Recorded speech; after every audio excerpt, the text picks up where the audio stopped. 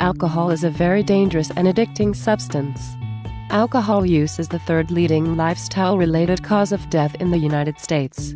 Between the years of 2002 and 2009, 19 million people, ages 12 and older, were classified with a dependence on or abuse of alcohol. This is known as alcoholism. Alcoholism is when your brain thinks that your body needs the alcohol to survive. This addiction can destroy your life if you do not seek help. Drinking alcohol can also lead to the breaking apart of families. When people are alcoholics, they don't get help until they hit rock bottom.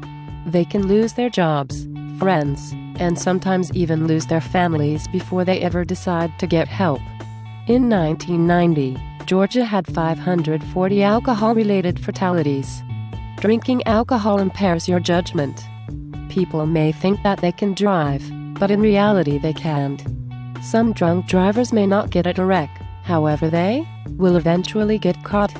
Mila Kirk, the national president for Mothers Against Drunk Driving, says that drunk drivers are just a time bomb waiting to go off.